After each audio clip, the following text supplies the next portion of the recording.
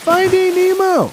Honestly, the character who makes me laugh the most is Crush, but he's just so cool, so nonchalant, the way he thinks, the way he talks, he's fantastic. It was surprising to me to come to find out it was actually the director, Andrew Stanton himself.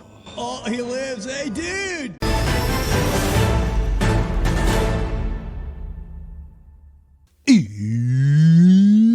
Welcome to the list. This is the show where we pluck out a name of the Geeks, New Jersey podcast YouTube channel. Watch this, watch it, and view it for your viewing pleasure. I am your host.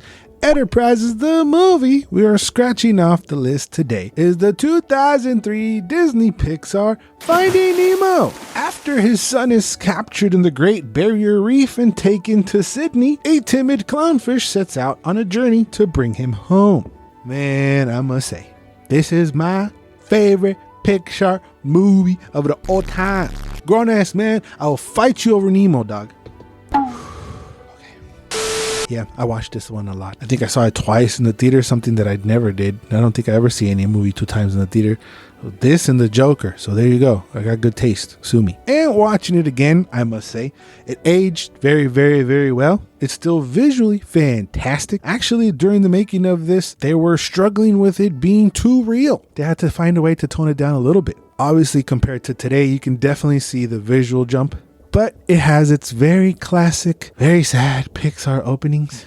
Pixar loves to break your heart. But I feel like that was kind of necessary to kind of show you why Marlin is super overprotective from the beginning. Give him one little thing to appreciate for the whole movie. I did notice that they foreshadowed the whole movie in the very beginning as Nemo and Marlin are going to school. They mentioned sharks, sea turtles, and even Nemo gets stuck in the beginning and Marlin pulls him out. That's something that Nemo has to find had to do himself to eventually get out of the fish tank later on in the movie. The name Nemo is actually a reference to Captain Nemo from 20K Leagues Under the Sea. So that's a cool shout out to a very, very old Disney movie that we might do for the list, actually. I've never actually seen that. Let me know down in the comments if we should. Just look at the poster. There are a ton and so many characters. Each of them is great and make you laugh in their own way. Ellen DeGeneres is honestly perfect as Dory. I'm not just saying that so she won't be mean to me if I ever meet her. But yeah, Ellen's performance is absolutely brilliant. I think she steals the whole movie. Dory was actually supposed to be a male character, but after the director Andrew Stanton saw Ellen on her show and he saw how in her monologue she would start making one point and then drift off to make another, he used that as inspiration to write Dory with Ellen in mind. I remember this being a rumor as well. I think she went on a show and said this. Megan Mullally, who plays Karen in Will and Grace, was also offered a role. I couldn't find exactly which one. I think it was for Dory, but they wanted her to use her Karen voice from Will and Grace and she refused. Therefore, she was let go. I'm a lady and I do have moral standards to uphold.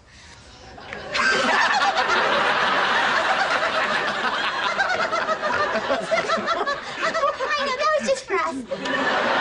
Honestly, the character who makes me laugh the most is Crush. You can even see it now in some TikToks, someone doing him in, I can't remember where, one of the Disney theme parks, but he's just so cool, so nonchalant, the way he thinks, the way he talks, he's fantastic. It was surprising to me to come to find out it was actually the director, Andrew Stanton himself. Dude. Focus, dude. Oh, he lives, hey dude! He also provides the voice to the Mine Seagulls, which I thought that was pretty hilarious.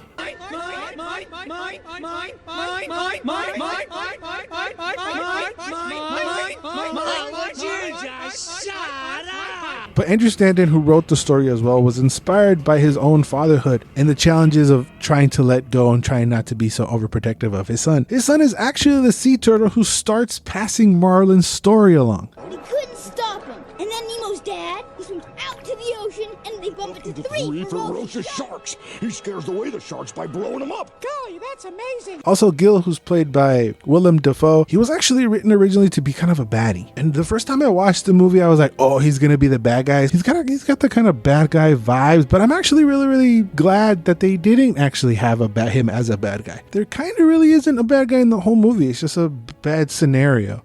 Even the dentist himself, he doesn't consider himself a bad guy. He's like, oh, I found Nemo and I saved him. Like, he feels like a hero. I guess the only bad guy is Darla.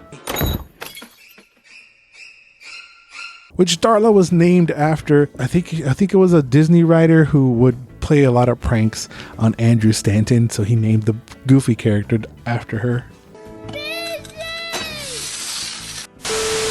William H. Macy was one of the first options to actually play Marlin. Albert Brooks, who actually ends up playing Marlin, his voice is fantastic and it's super recognizable, at least to me now.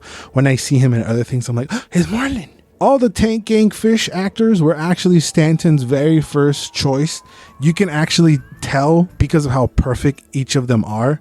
Growing up, I couldn't believe that Eric Bana was one of the sharks because he doesn't sound like him at all. Like, I knew Eric Bana to be the Hulk. Unfortunately, the actor who plays Bruce recently passed away, so rest in peace to Barry Humphries, a legendary British actor.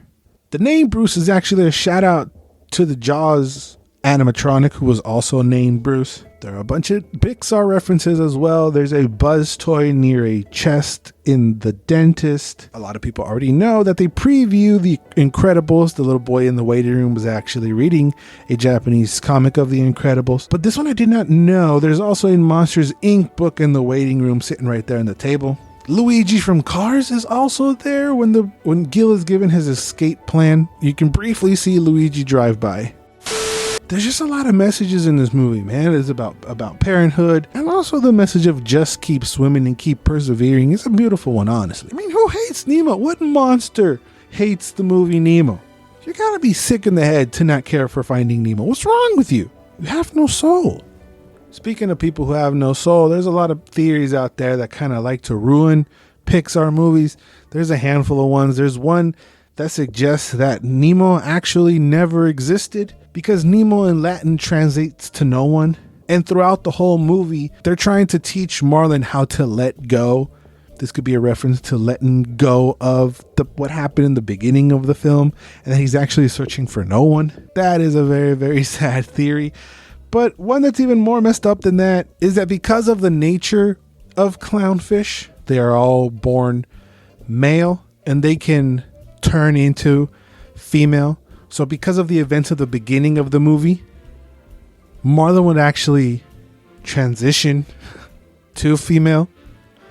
And if he did stay with Nemo, he would eventually had to mate with Nemo to procreate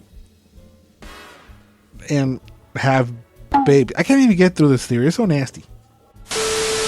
These characters represent mental illnesses. Marlin has OCD and he's kind of a schizo. There are alcoholics with the fish are friend not food AA meeting. That's another theory, that little fish, I forget his name, that gets introduced in the meeting. The reason that he's shaking is because he actually eats fish and he's going through withdrawals, and you can see evidence of that towards the end of the movie in the credit scene where he eats the giant anglerfish. There's a germaphobe. The little Bluey with her flow, that's a split personality disorder. Bubbles is obsessive compulsion. Crush is just a stoner. And I think Dory might be autistic as well. Who knows? That's my theory. Because of the success of the first movie, of course, Disney and Pixar decided to do a sequel. I don't think the sequel's terrible. It's definitely mid. When you take a favorite character from a franchise or a movie and try to give it its own thing, I don't think it ever works. Their people's favorite character doesn't have to be the star of the movie. And I think that's why Finding Nemo works so well. It's also Pixar's first movie to win an Academy Award for Best Animated Feature, and it definitely deserves it. Finding Nemo is the best Pixar movie. You don't agree? Yell me down in the comments. Let's fight. Let me know which is your favorite Pixar movie. Any and all, let us know down in the comments down below, along with other movies you would like us to do for the list. I'm going to leave the whole series of a list for you to binge right over here. Thanks for watching. I love you guys. Just keep swimming and always and forever. You do you.